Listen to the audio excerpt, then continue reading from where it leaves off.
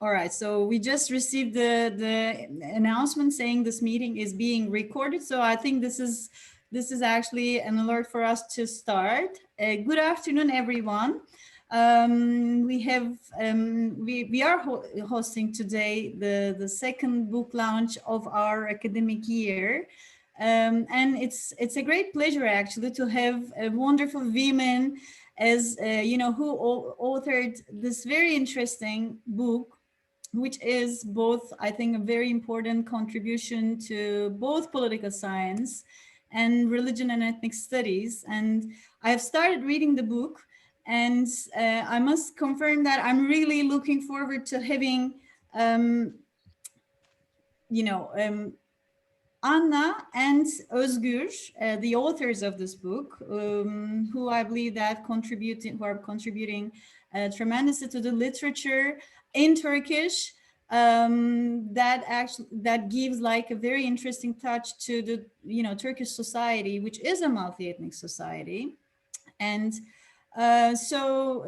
thank you very much for being with us, Menekşe Tokyay, our discussant of the day, Anna Maria Beylunioğlu adlı, and Özgür Kaymak. Let me briefly introduce our authors. I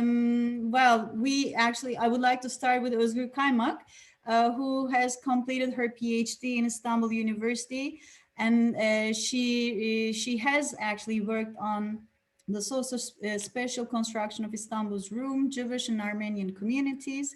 And before her PhD, she received her BA in economics from Arizona State University. And she has worked on feminization of poverty. And then she received her MA at Istanbul University from the Department of Women's Studies. And she contributes to this very interesting book together with Anna Maria. And thank you very much, Özgür, for being with us here. Anna Maria, I think it will be a little bit difficult for me to introduce Anna Maria, since we all know Anna Maria, because she is a member of Bahçeşehir family, right? Our department student. She was a student at Bahçeşehir University Department of Political Science, and then she worked with us at our department as a research assistant at our department for a long time. Then we sent her off to PhD to Florence. And after coming from Florence, the European University Institute, after having completed her PhD, she has started teaching in politics at several universities. Also, she worked as a part-time instructor at our university, hopefully in the future, who knows. Thank you very much, Anna, for being here. It's actually very interesting and exciting for me to have you here, right? I mean, as a former professor of yours, it's also, I feel very proud actually for seeing you here, on the other side of the screen as a colleague. Thank you again. Honored. I'm also honored to see you and see other professors, especially Yılmaz Hoca here. I'm very excited. I mean, to present in front of you. The pleasure is ours. So, and we have, lastly, we have Menekşe Tokyay. I thank Menekşe very much for being here as a discussant of this book. And Menekşe Tokyay has been working as a reporter for many international news outlets for a long time, and she has been covering political, economic, social, international, cultural developments in Turkey, on Turkey. She comes from a political scientist background from Galatasaray University, and she has a master's degree from Belgium, Catholic University of Louvain-la-Neuve. And she's currently also doing her PhD thesis at Marmara University. So yeah, I think for the last 11 years. Sorry? For the last 11 years, I am doing my PhD. Okay, fingers crossed then. Thank you very much, Menekşe Tokyay, for being here. And I would like to also thank to my colleagues, my professors, our students are here. This is the last day of the semester. So this, this is another reason for us to be very excited. We are now, I think, ready all together to hear about the book, to learn about the mixed marriages in Turkey. We'll start with Menekşe Tokyay first. After Menekşe Tokyay will give like a brief review of the book. We'll get all the details about the story of the book and the content of the book from Anna Maria and Özgür. Yes, the floor is yours. Thank you. Good afternoon. First of all, I am a journalist and a PhD candidate on Europeanization. So I am not an expert of the issue, but it was a great honor for me to review the book because it is written by two prominent experts like Anna Maria and Özgür, and they are a very good friend of mine. As some bullet points that I prepared, I think that the book deconstructed and reconstructed several ethno-religious boundaries in private sphere, and it is important for many different reasons. First of all, the book shows that the mixed marriages do not constitute anymore a red line or a taboo as it used to be 30 or 20 years ago. So collective memory is evolving, but the social inequality between majority and minority communities still exists.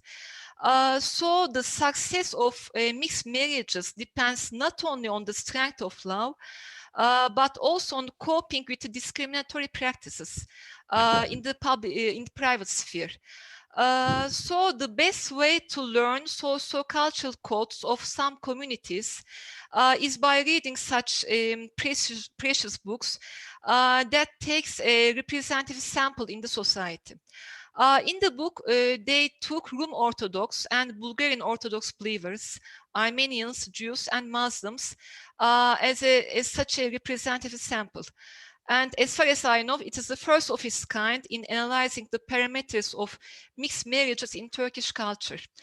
The book shows us that along with Turkey's domestic and democratic evolution, a new social contract in a new marriage market is being born. So the book contributed a lot to the literature because it shows that mixed marriages are the result of decades-long assimilation and not the reason of that assimilation policies. On the other hand, the book also gives some very insightful examples about how mixed marriages reflect the ongoing discrimination that non-Muslims in Turkey face in the public sphere, but they face now that discrimination in the private sphere at a very micro scale. For instance, in the book, we can see that these couples cannot get necessary permissions and are denied of being buried with their husband or wife in the same cemetery. For instance, Anna faced also some similar discrimination in her own life as someone who did a mixed marriage. Or couples have to deal with hate speech from their mother-in-law, for instance, who insult them because there are some hate speech practices that are embedded in everyday language. In some mixed marriages, such hate speech leads to intense fights, sometimes to divorce. In some of them, they push both parties to take lessons from the emotional damage that such sensitive words can result. In some other marriages, couples prefer to keep silent in order to preserve their marriage. In some of them, they avoid sensitive issues and make them taboo in their marriages like they make taboo in the public sphere. For instance, a Jew never shares his views about Israeli policies, or an Armenian avoids talking about genocide issue. So they put some boundaries within their own marriages to make it functional and to maybe prevent a divorce. So mixed marriages happen in two extremes. Either people accept and learn each other's religious sensitivities and act accordingly, or they fight against the discrimination during their marriages and they stay silent. Another interesting detail in the book is that mixed marriages push several members to embrace their religious and cultural roots. For instance, some Jews became much more religious after the marriage. And on the contrary, some Muslims began practicing the non-Muslim religious rituals as a gesture to their partners or as a way to transmit these values to their children. So the authors gave very insightful examples of such couples in the book who were not religious before their marriage, but who began practicing their religious rituals afterwards, like going to the church or practicing Shabbat meals. Therefore, mixed marriages result in strengthening some religious codes in order to preserve their identities, and they also have a fear of assimilation. But on the other hand, there are also very good examples in the book showing that some secular, urban, modern youth and normal people in the mixed marriage find opportunity to get rid of some religious routine. Like they are now happy for not attending Shabbat meals after they got married.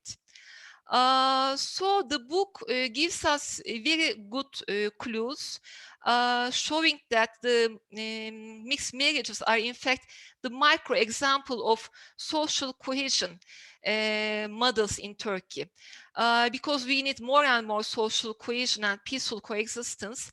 And if marriages happen peacefully and respectfully, they can also contribute to some social cohesion in the society.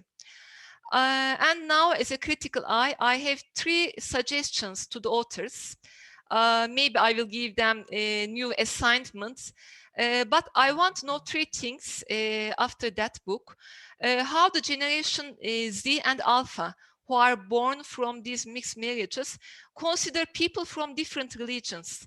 And maybe what will be their potential choice for marriage in the future.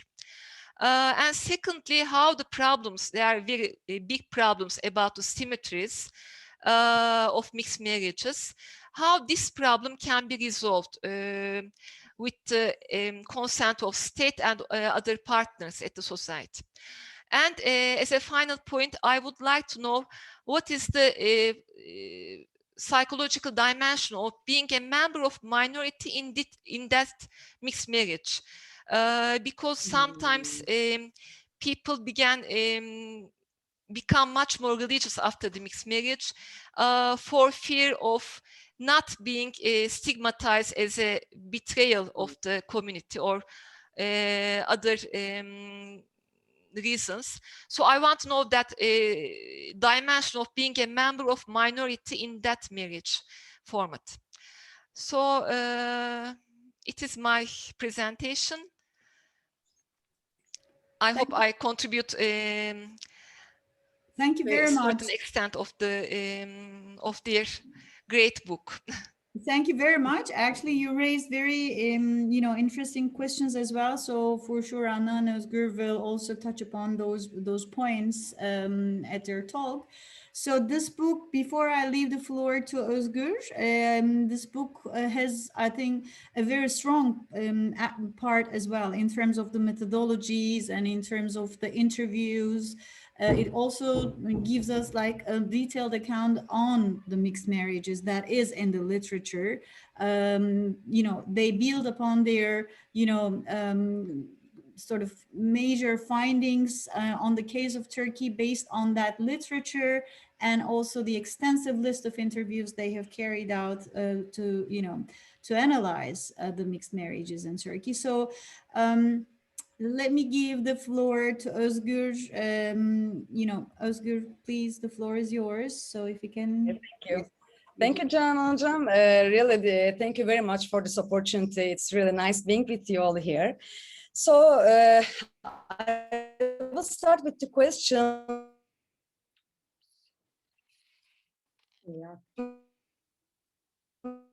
About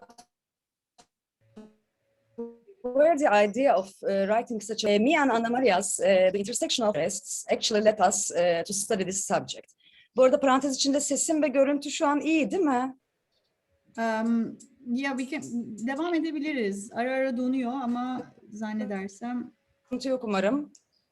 Evet, devam et. Okey. Çünkü normal artık 3G'ye geçtim. Hani olması gereken yani en iyi bu. Olursa eğer çok durursam ne olur bana söyleyin, bir daha kapatıp girerim çünkü hocam. Tamam. So we both dealt with non-Muslim minorities from different perspectives and angles in our doctoral dissertations. Probably I'm not going to get into detail here, but if you have questions about PhD theses, also we would be very happy to discuss them at the Q&A section. Anna Maria was one of my interviewees for my fieldwork from the Greek Orthodox community of Antakya. That's how we met, became good friends, and then colleagues. So as two political scientists, we were aware of, or actually we were studying the everyday discrimination, everyday politics that non-Muslim minority communities are subject to in Turkey. In my PhD thesis, I mainly focused on daily life practices of non-Muslims of Istanbul. That's how I first realized that, theoretically, mixed marriages is a social phenomenon among these communities. If I have to mention also subjectively, I grew up in Büyükada, so maybe some you know, some you don't, but these Princess Islands, especially Büyükada, is the most popular summer residential areas for non-Muslim communities. And my closest friend groups were especially from the Jewish community. So I grew up in them and I had a chance to observe their daily lives naturally. On the other hand, as Menekşe mentioned, regularly, and it was on our agenda personally and academically. Since now we come to the political science picture. Since the establishment of the Republic, discrimination, unequal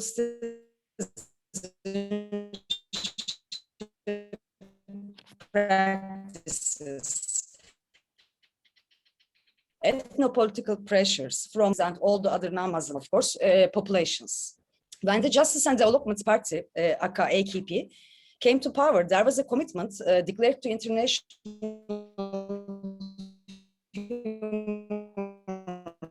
rights, cultural richness for a more non-Muslim communities. But instead, the recent... kötü mü geliyor sesim? Özgür, it's a little bit, if you want, I can continue. I mean, Özgür is now in Greece. Yeah, there are some issues with the internet. Ben o zaman şöyle yapayım Annacığım, ben tekrar kapatayım, o sırada sen istersen you continue, I just turned off and try to log in again, okay? Let's not lose time. Okay. Let's not lose time, okay. Okay. So, okay, I'll continue. Before I continue, I want to start with thank you, Canan Hocam, because you invited me and Özgür and Menekşe here. It's actually an honor. I said that, but I want to repeat here. I mean, as a former student and then a research assistant, and just for a short period of time, I was an instructor at Bahçeşehir University. So being here is really special to me. And I want to thank, before I forget, Çağkan and Atakan for organizing this, you know, all the email exchanges and everything. Thank you, guys. Okay, from the point where Özgür left, so we were two political scientists working on these issues, daily life. Özgür was working on daily life practices, and I was working on freedom of religion, between secular and Islamic values, focusing on the minority communities. So as two political scientists, we were aware of, or actually we were studying this.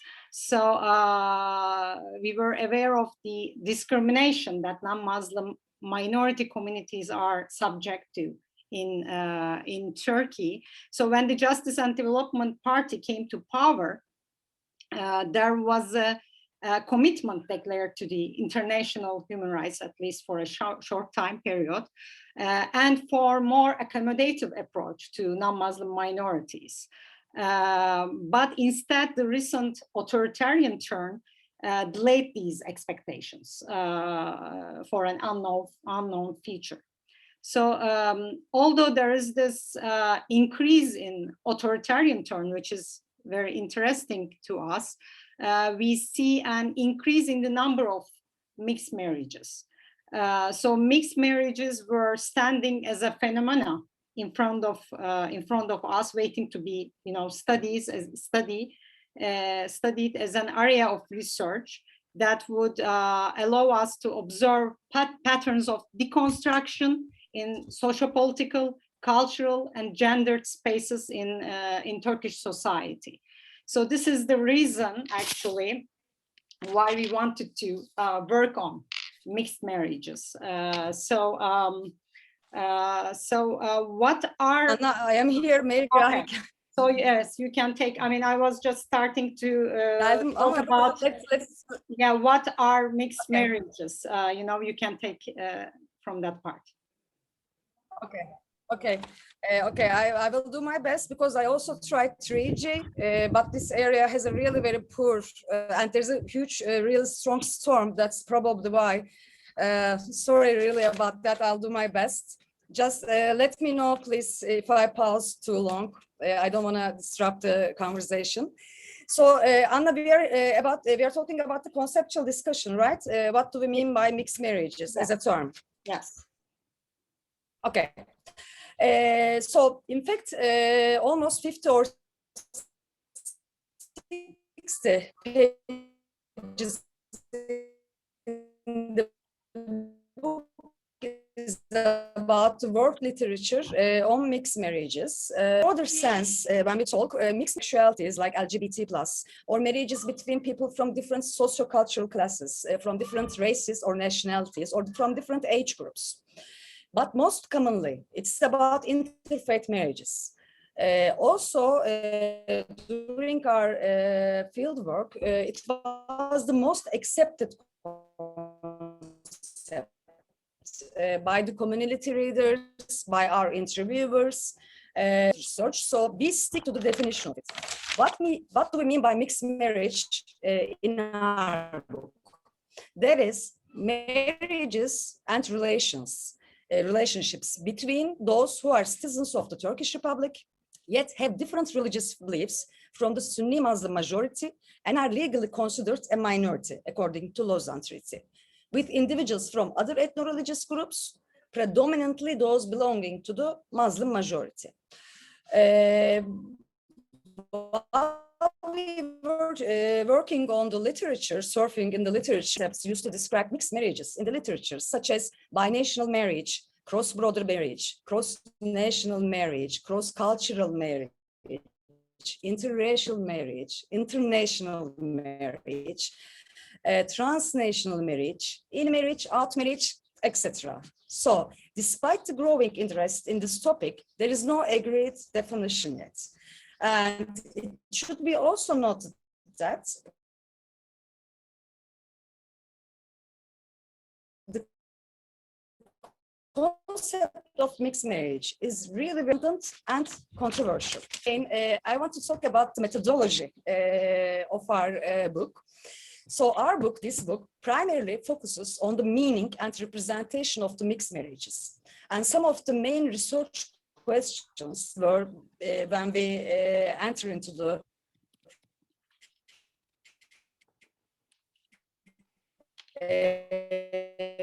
field work, some of them were like this. How minority members, especially people from, are the main factors for resistance, negative apprehension toward mixed marriages, especially among elderly?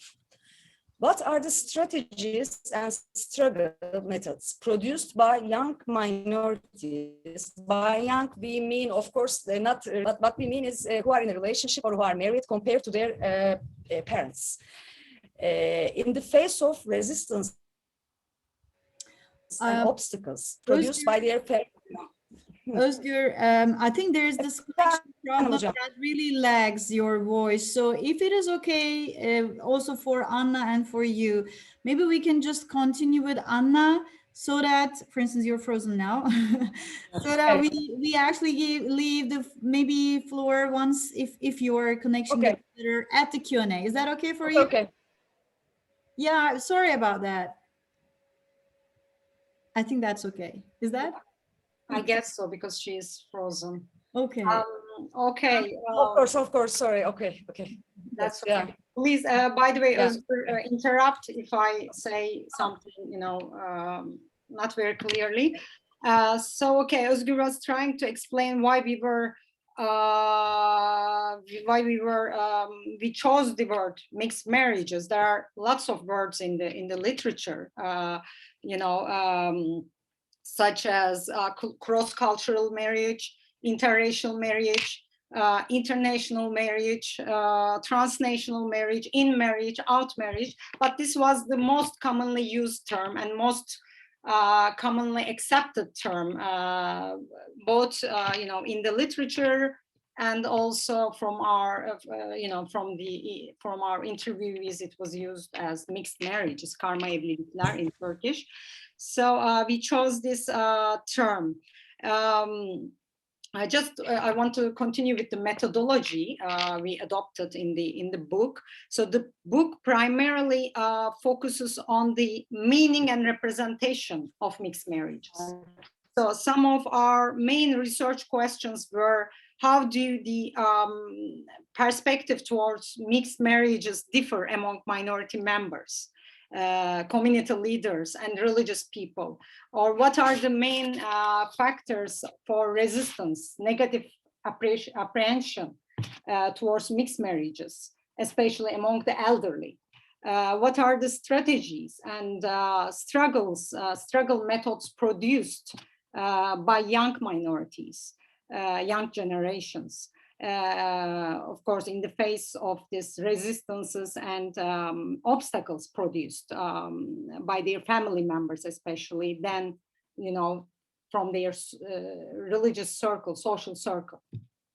So are these, this was an important question, are these ethno-religious boundaries has a gendered structure? Do mixed marriages abolish prejudices, minimize the social distances, or increase respect, recognition, and plurality in the society? These were the questions in our mind before we started the fieldwork. So based on the data collected from extensive fieldwork we conducted it between 2018, we started in around May, and December 2019, we aim to explore the socio-political dynamics behind the mixed marriages of non-Muslim minorities in general, but it was technically and methodologically impossible to take into account all of the minorities living in Turkey. So we focused on the ones in Istanbul because we were living in Istanbul, and Istanbul is a representative place in many senses. And we also chose most commonly known minorities, in other words, Rums, Armenians, and Jewish. So we talked to 14 Armenian, 19 Rum. By Rum I mean Greek, but Rum is the proper word. This is another debate, but we prefer to call Rum. 18 Jewish, and 2 Bulgarian Orthodox, because Bulgarian Orthodox are very close to the Rum community. We also talked to 3 Muslim individuals who are married to non-Muslims. One interviewee converted to Christianity after she married to a Syriac, for example. So Syriacs are also important in Turkey, but we didn't take them into account for methodological reasons. So what's important here is that we focused on the ethno-religious identity that individuals were born into. Because most of them today are describing themselves as atheists, deists, or less religious at least. So most of the interviewees belonged to the middle class. We focused on the middle class.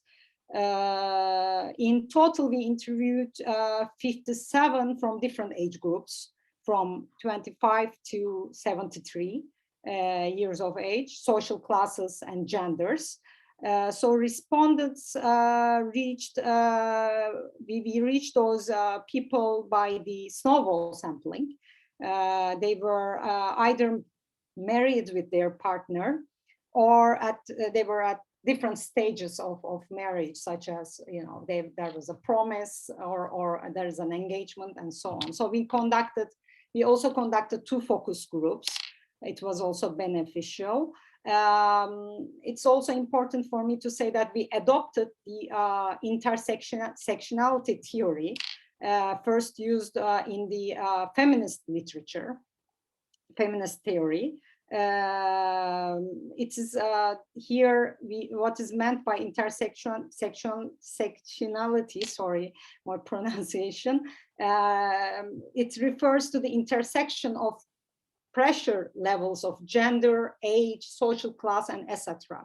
So we aim to understand gender, religion, ethnicity, and other identities, other social identities, which are in intersection in these marriages. And they have an impact on the social status and stance in public and private sphere. So these were the reasons actually why we chose this theory and adopted to our study. So, the fact is there is an increase in the mixed marriages since at least since 30 years, I would say. So we observe three main reasons for these increases in mixed marriages.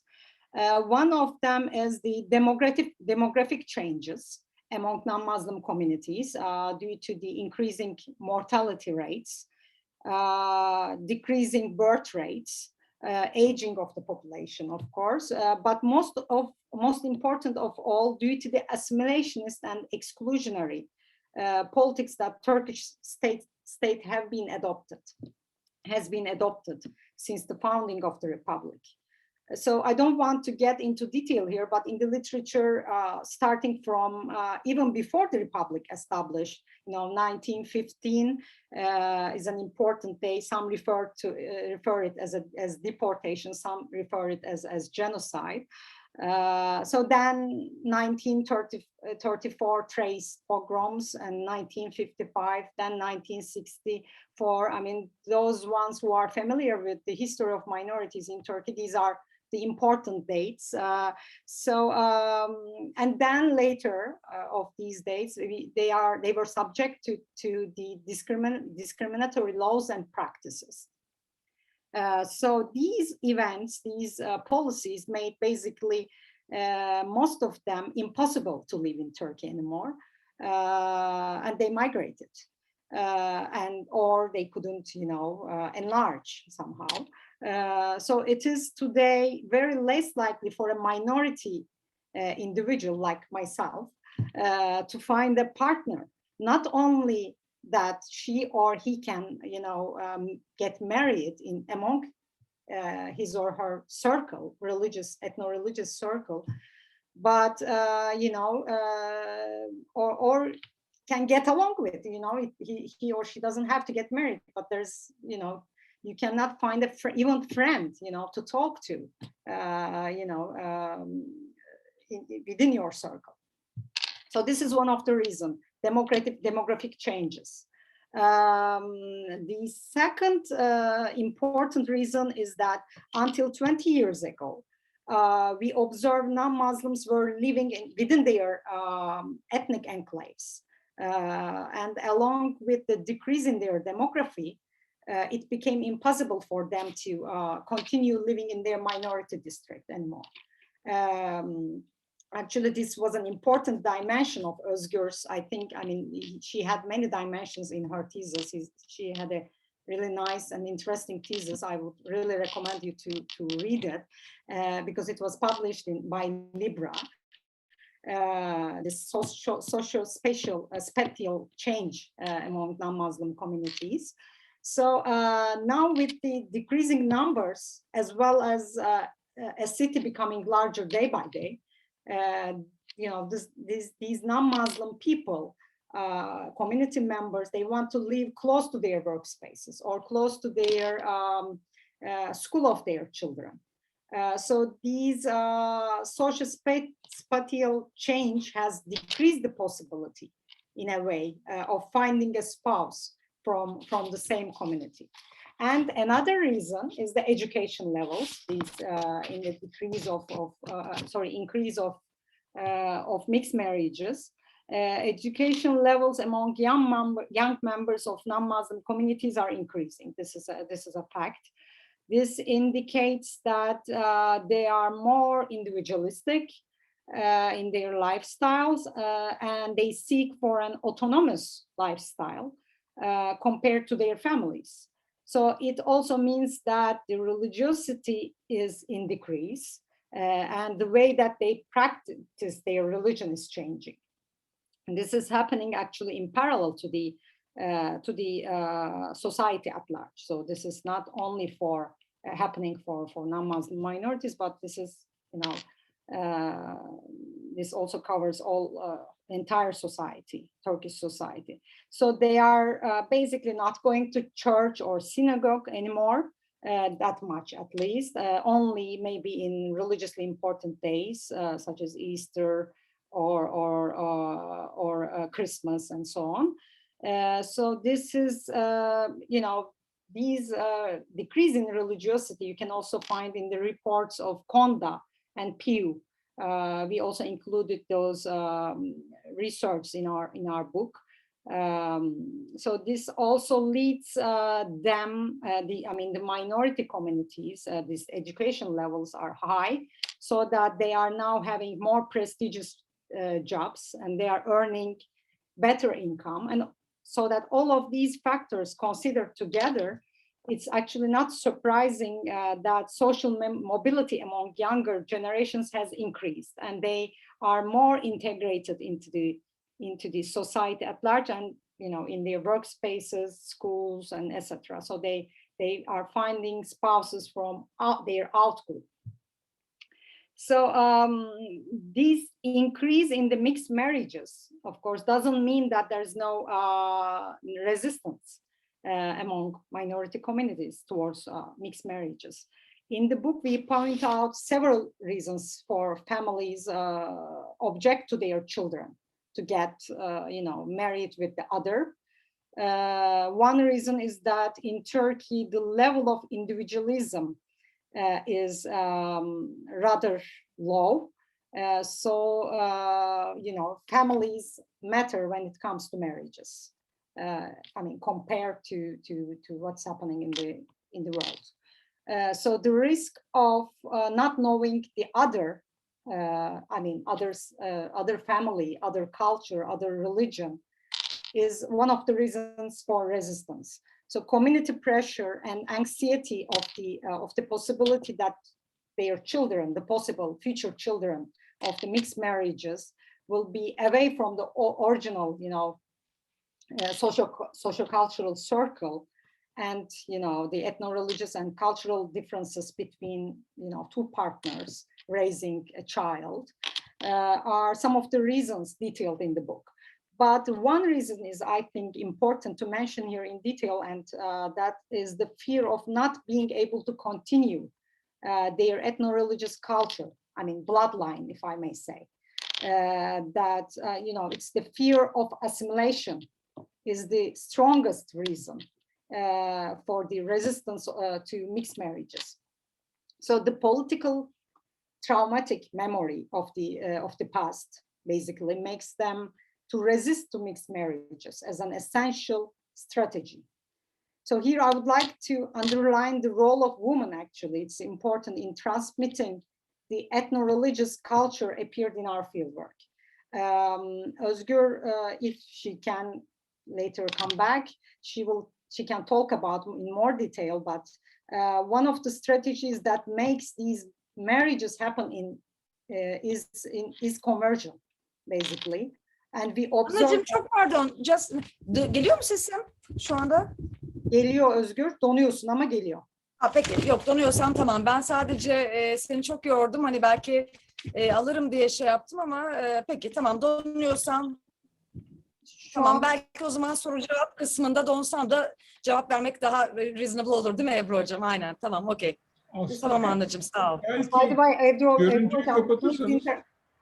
Görüntüyü kapatayım hocam. Evet, doğru söylüyorsunuz. Evet, belki bir oradan Çünkü Yes. bayağı buraya balkona kadar getirdim ama tamam. Okay, please, Ebru hocam, if you want, you can Tamam. interrupt because I'm just talking and talking. No, Anna, Nasıl actually, şu anda bilmiyorum. Geliyor mu? Geliyor Özgürcüm ama biraz donuyor. evet. Zaten senin kısma gelince ben tekrar bir deneriz. I will pass it to you, okay? That works better. Yes, Okay. Anna, we have actually still some time, so Okay, come there on. will be like a Q&A session at the very end, but you know, maybe 5-6 minutes or. Okay, I will you know, shorten the parts, and maybe Özgür will open up the other things. Maybe we can have the questions in the chat box if there are any specific questions regarding Özgür. That would be also glad. Okay, I just thank you, Ms. Hocam. I turned off the video, so maybe it will be better in a few minutes. Okay. Yeah, and also Özgür, you can just write your comments in the Okay, chat. I will check them, all the questions. Thank you, Yes, Canan Hocam. that Teşekkürler. works. Sağ ol, Ebru Hocam. Sağ ol. Yes, Anna, please go So I ahead. was trying to give an example, actually, why these, you know, maintenance of ethno-religious identity is important. You know, one of the strategies to cope with this marriages is the conversion.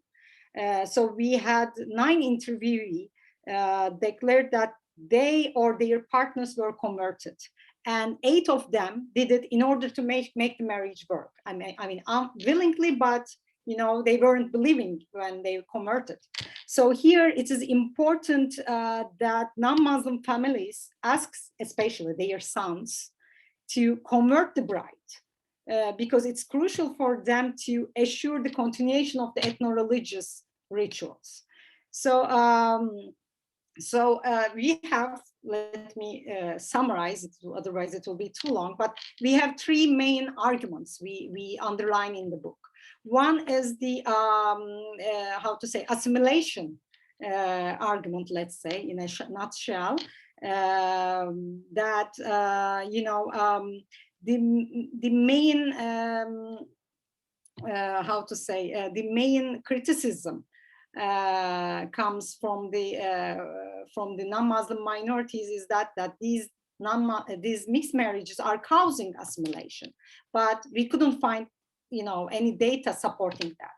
Of course, there are, you know, there are different age groups in our studies. So in the first 2 generations, there are traumatic memories, and these, you know, conversions to especially, you know, Islam is, you know, possible to see. But in the third and fourth generations, this is not the case. And actually, we see that even though people are not very religious before they get married, especially 3rd and 4th generation, when they decide to get married with the other, they somehow try to maintain their ethno-religious practices that they were not, you know, doing before. So they want to do all the rituals for Christmas. They want to go to church with their husbands, and so on. So this is one of the, I can, you know, talk about this in detail if in the Q&A section anyone asks. Menekşe has a question. Oh, sorry, I didn't see it, Menekşe. Anna, could you give some insights about the new generation that was born from these mixed marriages? Because you have many good histories in the interviews. Some of them want their mothers change their names, or some of them reject the rituals, and you can give some clues maybe.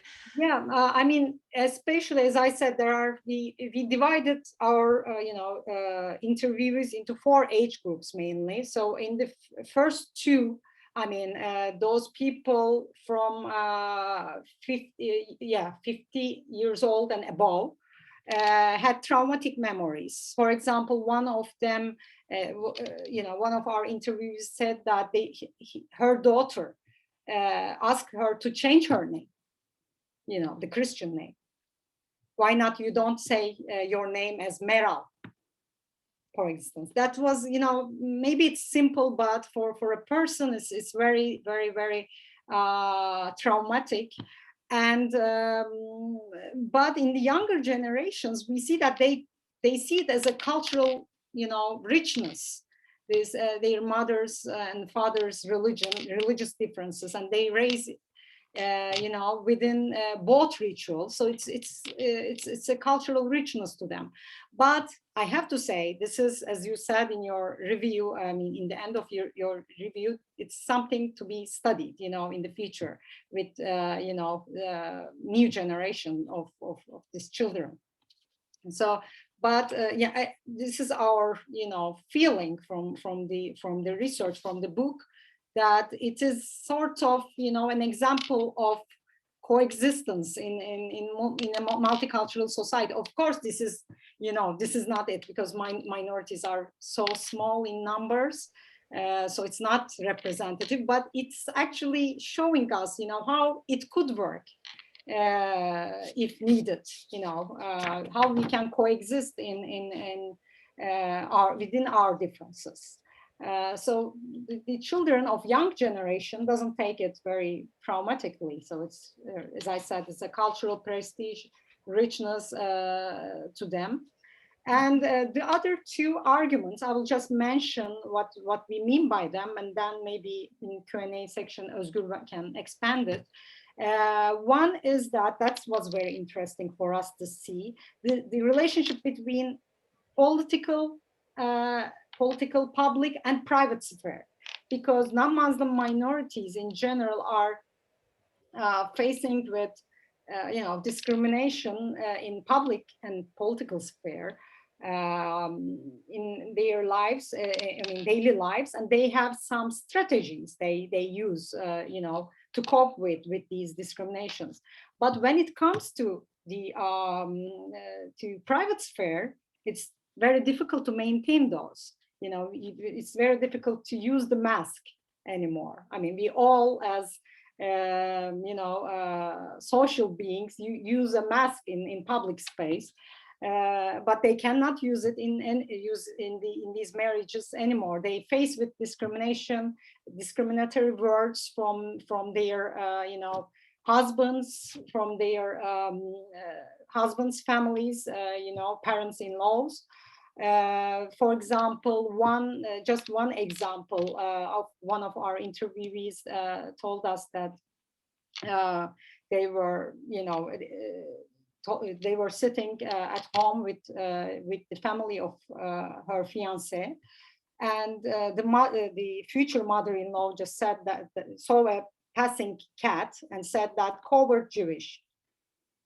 So, and then she said that she tried to, struggle with this, and she tried to convince her future husband and make her future mother-in-law to say sorry for these words. But not all of the minorities are doing that. Some of them are, remaining silent. And so for some of them, as you said, this is a psychological process as well. They feel like they are starting, they are disadvantaged, in their relationships, because, they are minorities, basically. So this is the other argument we can, or Özgür can, expand it. And the other argument, strong in our book is about gender, gender roles in society. I think, do I have time to talk about it? I don't know, but maybe we can expand it in Q&A section. So jump. Yeah, because there are some questions also. Well, and also Özgür is just responding to some of the points. The names issue, for instance, if you're given Leo by your parents as your name, you just convert it in to Aslan, like to interact with other people in the public or private sphere. So there is this question. Well, before going into the questions, Anna, if you can just wrap up the major findings, like what are those the conclusions that you actually, you want to come up with, like to wrap up Okay, what are the major, peculiarities about the Turkish society? For instance, I mean, I had the chance to go through the book, and one thing is very interesting that I found, that if you ask people's preferences, with whom you would marry from the other religion, all these minorities give, they prefer marrying to a Sunni Muslim the least, right? So they can tolerate, if you're a Jew, you can tolerate marrying with a Greek or with a Christian, but the Sunni Muslims are the least preferred groups. This is the majority, and there has been a long story of the coexistence. They have been living in this society for many centuries, and I think this tells us a lot about the problem in the relationship between the minority and the majority population. So as if it's like an out group and in group dynamic. So there, what have you observed on this matter, for instance?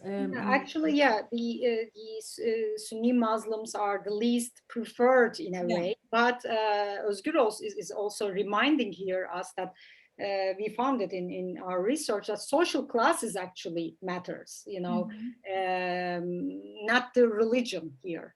Exactly. Or maybe ghettoization, because this is not peculiar to the Turkish society. I mean, the minorities have,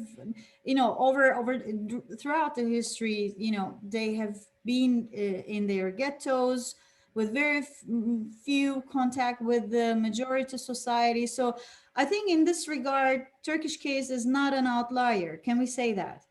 No, not an outlier at all. Yeah, we can say that. But I want to say something that was also interesting to see for us, because everybody thought that the Jewish had the least mixed marriages, but this was the contrary. We saw that 2 out of 3 marriages in Jewish communities are mixed marriages, and most of them are made with Muslims, right? 50% almost are with Muslim Turks, says Özgür from the chat section. That's interesting, but there's a good reason for it. Would you like to get in, Özgür, to explain that? No? Okay. Yeah. Sesim, do you hear me? Yes, we hear you, Özgür. Yeah, okay, great. Okay, finally.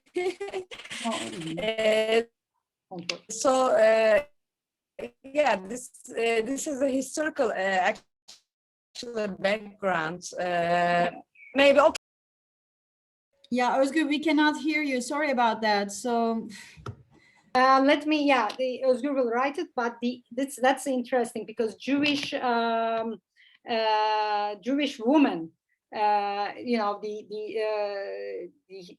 history of if you are aware of what's happening in Jewish community, it's based on the woman. Woman transmits the religion, so women are important. But this makes Jewish women a little bit, less hardworking to get to their husbands. Jewish men mostly prefers Muslim women, because Muslim woman is raised like, I don't know it's true to say that, but they like serving, because this is their cultural element. They learn to serve their husband in a way. Jewish men, that's what is missed by the Jewish men. So this makes them the perfect couple, and 50% of the marriages in the Jewish community is made with the Sunni Muslim community. That was the interesting thing we faced. But you asked me, what were the very important arguments we could make from this book. Actually, I tried to make them, I tried to underline them, but I think most importantly, not only for the minority communities, but also the society at large. This is the main idea. Yeah, there is an assimilation, and mixed marriages are contributing to it. But that's not the case, actually. I mean, that was the case in the older generations, because they were getting married in the expense of changing their religion, forgetting to talk about their their language, use their language, and they were stopping to practice their rituals. But in the younger generations, this is, on the contrary, they are trying to maintain the religious ritual, ethno-religious rituals, although it's not, purely religious. They are very selective, in practicing these rituals, but they want to maintain the culture, and they want to transmit this culture to their children, and partners are supporting it. That's interesting, because for partners, it's more considered as a social prestige. They try to learn the language of their non-Muslim partner, or they encourage them, even they are not speaking. For example, I am from Arab Orthodox community. I don't speak Arabic, but my husband asked me, you should learn Arabic. You should teach Arabic to the children. This is the idea. This is the culture we can achieve in our daily lives, and this is richness. This somehow, as Menekşe mentioned in her review, that it's a micro example of how good societies can coexist. I mean, of course, this is an ideal version, but this is happening in mixed marriages. So I think this is, for me, it's the most important part of the book. Another important thing I would like to mention about the book is the cemetery issue, which is very important to me, and it's really how to say, it's significant in terms of political science, especially when we talk about Turkish politics. When we teach Turkish politics courses, we say that Turkey is a secular society, but there's always a but there. It's interesting to see that the state cemeteries are cemeteries for Muslims, and for example, it's really hard for me to accept that I won't be able to get buried with my husband in the same cemetery. For some of our interviewees, they were saying that, okay, we would just, burn us, and we don't need to get buried, in traditional sense, but this is not possible to do in Turkey. Some of our interviewees were very surprised to hear that. They called their fiancés and said that, would you want to be buried with me? This happened in front of us. This was interesting to see. This is an important issue in a secular society. I'm actually I want to write something about it. I'm having personal issues about it currently, about the cemetery issue. I hope this will, this will pave a way to write a book for me. So that was another important dimension. There are lots of important dimensions in the book, but in a nutshell, these two I would say. Well, while I'm listening to you, I'm reading the plot here. So Özgür answers some of the questions as well. Basically, at some point in a book, one of the interviewees just mentioned that there is an elephant in the room. What is it about? I mean, we are running out of time, so maybe I just invite the audience, if you have any questions, just raise your hand. I mean, you can just ask. I don't want to dominate with all the questions that I have in my mind, but who is the elephant in the room? I think this is one of the most striking conclusions that we can draw from this book, right? This is both a religious elephant, a cultural one. So what is it? Can you just elaborate on that a little bit more? Actually, yeah, we used one of the quotations, but the same phrase came from two of our interviews. If I'm not remembering, if I'm remembering correctly, I think it is like there's, non-Muslim partners. It was the case of non-Muslim partners, actually. They were finding themselves in a situation, they are there, but, they will never be one of us. Yeah, they will never be They're one okay. of us. Exactly. Yeah, you are, because, they find, Christian partners also find themselves into such situations because they are talking about something Muslim, Actually, let me give a personal example. I'm from the Arab Orthodox community, and my husband's family are ultra secular Kemalist. Always the family conversations comes to a point that Arabs are how to say, I couldn't find the word for that. So Arabs are, eating, eating with their hands and so on and so on. But I am Arab, so they stop. Okay, and there's someone in the room, There's the other there. Anna, I guess it's very social. The socio-cultural differences reflect that. Yeah. As we have studied in our book, we published this also. The social cultures, they see it as East and West difference. Kentli versus köylü.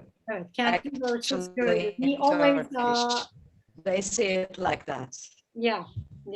So I always find myself in such a situation. So actually, it was very interesting to see those phrases, and it came from two separate interviews. That was interesting.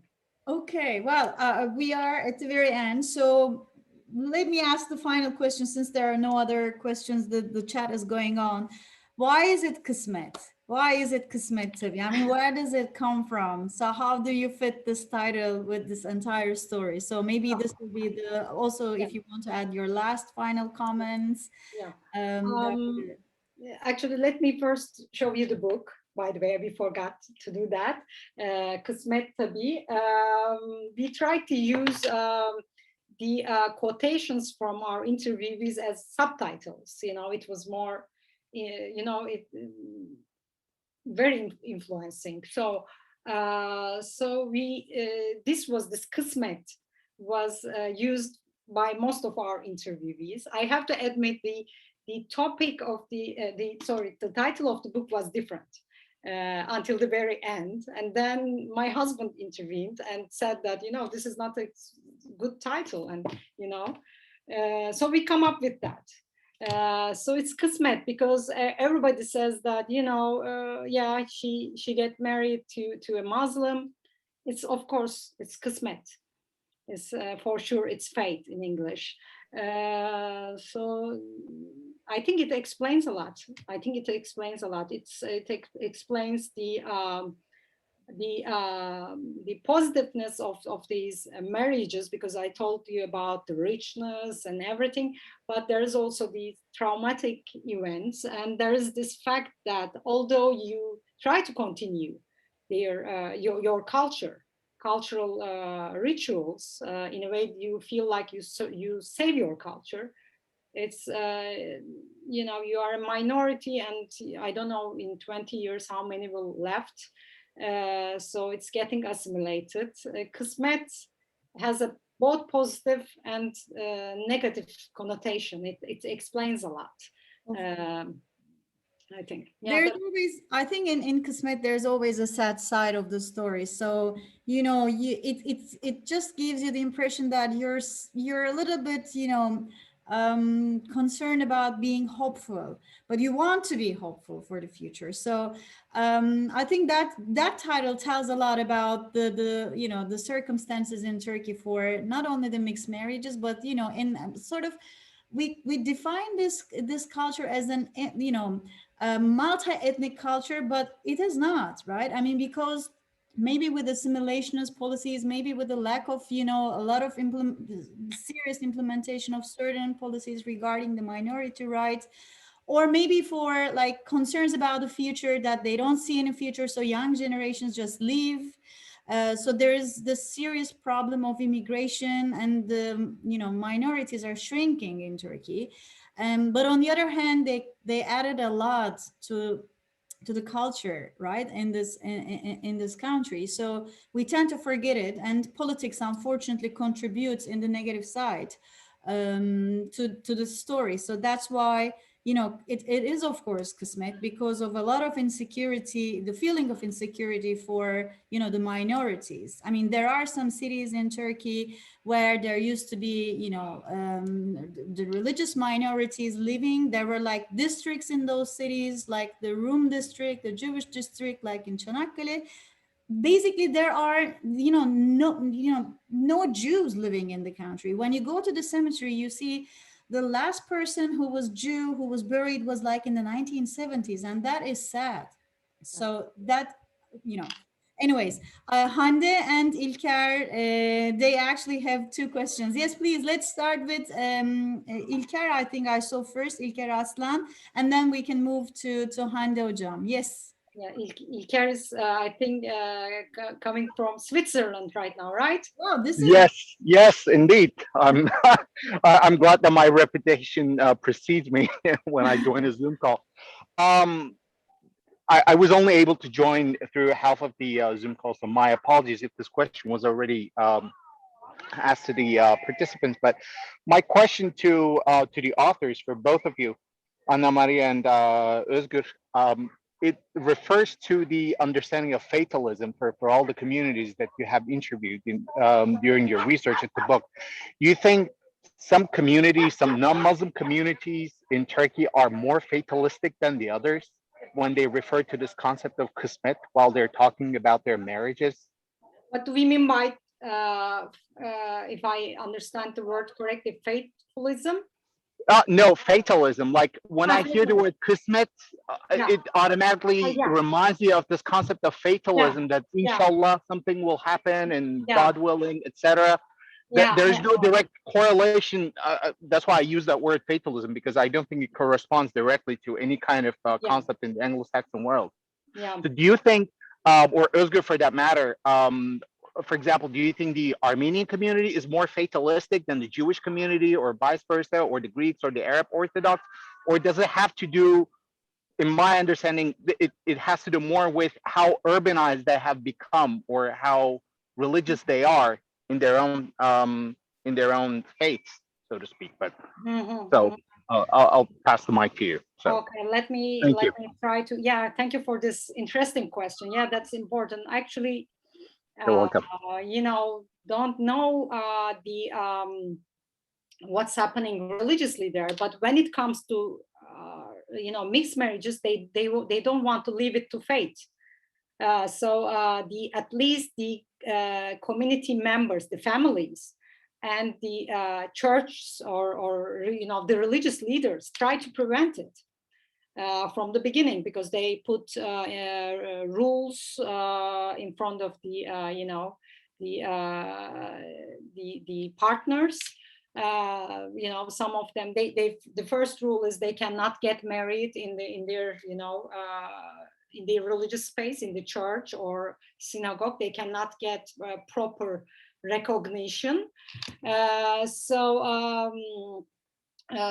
in a way, they are somehow denied. For example, the first thing my church did was to say that I cannot get a communion anymore because I'm married to a Muslim. Of course, these are, so this shows me that they are not at least very faithful. They are trying to fight with this new phenomena. But as you said, I never thought about it. It's against this, idea of faithfulness. I cannot hear you. İlker, I cannot hear you. Oh, sorry, I just muted myself. But while you were saying, it automatically reminded me of this concept of self-denialism, that you have to reject your own identity to be able to accept it by the whatever mainstream or the society that surrounds you. Yeah, that's actually imposed by the religious authorities, but that's understandable because this is the only thing they can fight with. Right. But we are living in a globalized society. I don't know how to say, very multicultural. We have, you know, we are not living in our ethnic enclaves anymore, as we said. Sure. So it's very hard to prevent it anymore. And as I said, demographically, it's impossible. So some of the religious leaders are now approving at least the you know, how to say, not to lose the children.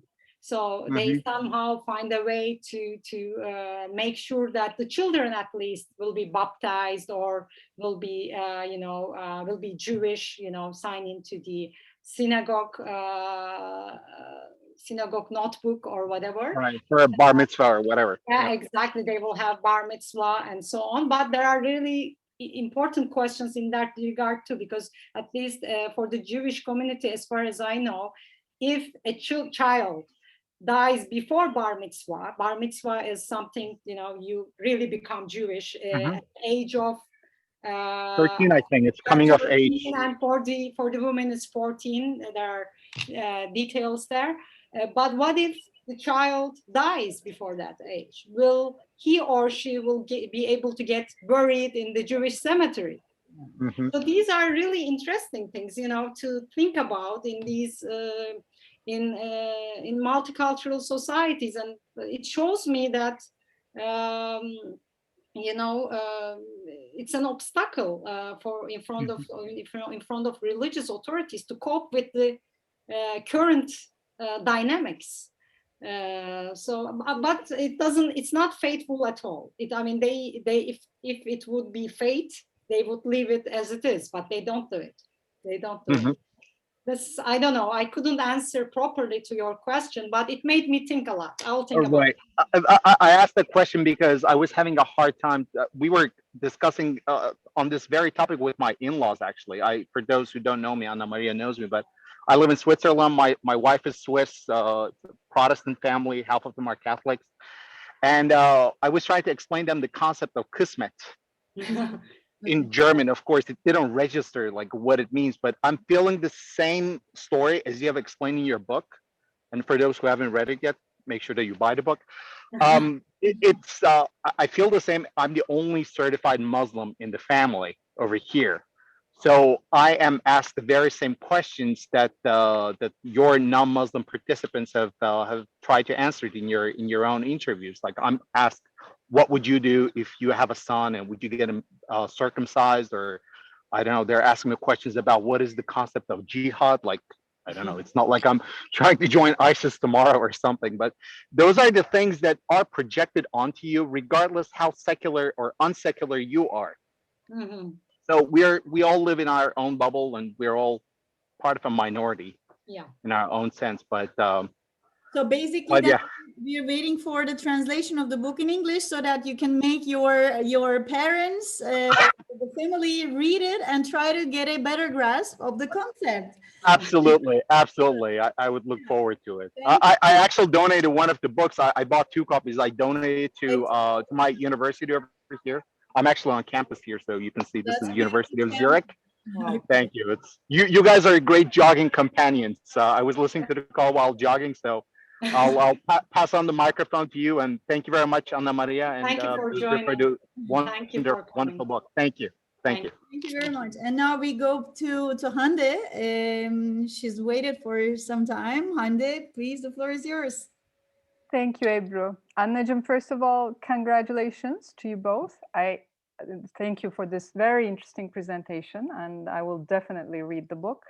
I want to ask you about the idea of coexistence, because there's you already mentioned a little bit in your presentation, but there's a lot of debate going on about coexistence. But it can be actually there are 2 types of coexistence, and one is just sort of tolerating the other, letting the other be. But now more current discussions or studies are showing that coexistence can happen also in another way, which is really engaging with the other. And through that engagement, changing in the process or accepting to change in the process. So I was going to ask you, what is your overall impression or conclusion from your study? Which type of coexistence is going on? Because you said in the younger generation now there's a willingness to maintain both cultures. So I'm thinking, is there more openness to the culture of the other, also for people around the couple?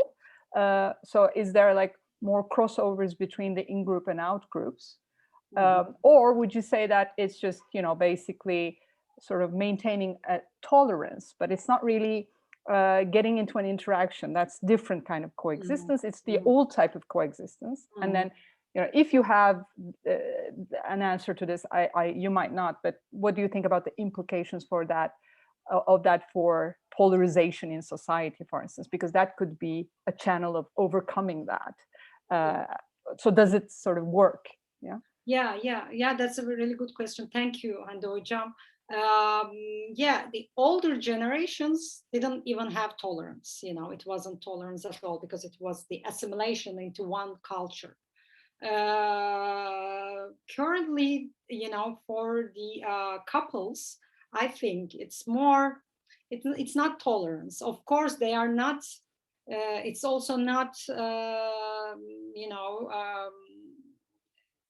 the coexistence with the differences, but it's not tolerance, but coexistence with differences. At least they try, I would say. I mean, they are not, of course, they are not learning. Not all of them are, for example, learning the language of the other. They are not going to church maybe, but they are encouraging their partners to go to, you know, to practice their religion, to learn their religion better, to do their, you know, religious or ethno-religious rituals. They encourage them, and they encourage them to transmit those codes to their children. So this is, I think, not tolerance. This is more than tolerance, because they are acknowledging, you know, each other, and they are trying to learn from each other. And actually, it's not a feeling, it's actually somehow said in the interviews that they try to empathize, build bridges between each other. So I think it's not tolerance at all. And this is good, as you said, because the tolerance argument, you know, you know, as I know, that means that, you know, you are inferior to me, you know. So this is not the case. So in those marriages, actually, I see more non-Muslim rituals than the Muslim rituals, mostly. So there's a positive discrimination in this sense. So I don't know if it could, you know, spread to the entire society. I'm not very hopeless about that, because, as I said, minorities are really small in numbers. But, you know, if we zoom in to these marriages, yeah, this is happening. This can happen that way. And it can, of course, you know, get improved in a way. But, you know, these people are deal with obstacles, really serious obstacles, and they build such a beautiful thing. They can build such a beautiful thing. By the way, I have to say, 3 couples in our, you know, of our, you know, interviewees are in the process of divorce right now. But we believe that it's not about their, you know, ethno-religious differences. It's more, of course, it has to be studied further. But this is what we heard. I mean, it's not about ethno-religious differences, because I think if there is a problem, you know, with this ethno-religious differences, you know, these marriages would end in the, you know, before marriage. I mean, the stages before the marriage. So yeah, I hope I could answer to your question. Yeah. Well, thank you very much. I think, as Yılmaz just mentioned, that this is a very engaging book, really, and Well, I agree with like Özgür is just contributing, you know, a lot. Özgür is, hocam, sorry, there's a very important phrase in the book to explain this coexistence.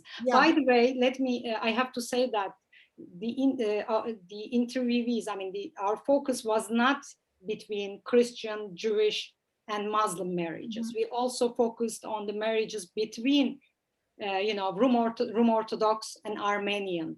Rum Orthodox and Jewish, or Armenian and Jewish, I mean, within the non-Muslim communities. So the same dynamics happens there too. So one of our interviewees said, to explain this, you know, coexistent situation, is that bizde Pesach Paskalya'ya kadar. Yeah. So they both, you know, celebrate Pesach, the Jewish religious day, and Easter at the same time. And these two are, as you know, are closest by date. So they celebrate both. Pardon, I think what we need after this moment, we need a more constructive political discourse that will remind this, you know, the society that it is a cultural enrichment to have all these, you know, diversities. There is nothing to be scared of. There is nothing to be prejudiced about. So it is just, you know, the nature of this land that we have been living together for generations. And so we need to hear more about this construction and the positive tones. So I think your book contributes in this regard to a larger debate. As Hande just said, you know, we are in this, you know, society, we face a serious problem of polarization.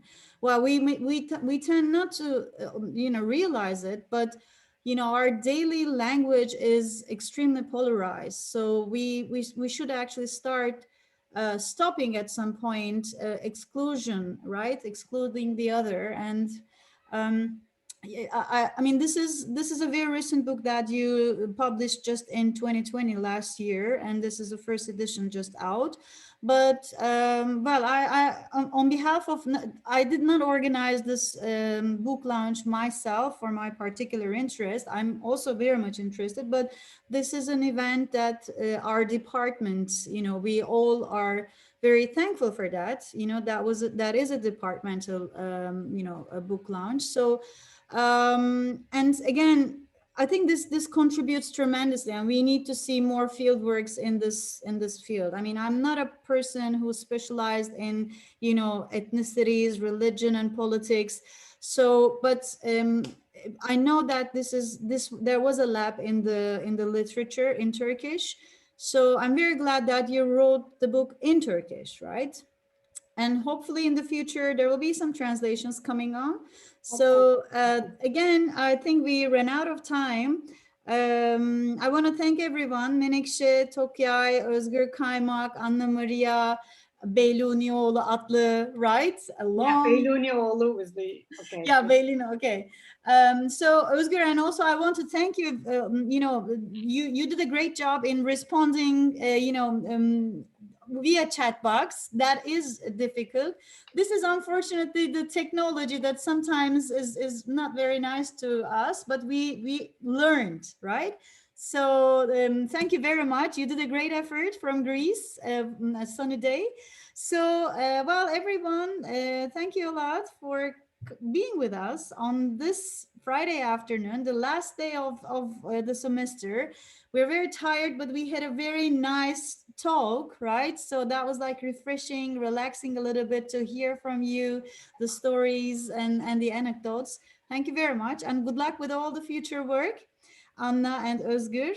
And Menekşe, hopefully we will hear about your PhD thesis soon in the format of a book. So let's keep fingers crossed. Okay. I want to thank everyone for the entire year who were here with us, joining our events. The Department of Political Science and International Relations organized many different interesting webinars. Hopefully we'll be all together next year physically, right? So once again, thank you very much. And once we are back into the, you know, all normal, I would like to invite you all, right, back to the university so we can have a nice chat, lunch on our beautiful terrace. So Okay, thank you very much. Have a great rest of the week, and I want to thank lastly to Çağkan and Atakan for making this happen. And yeah, we can actually conclude. Thank you.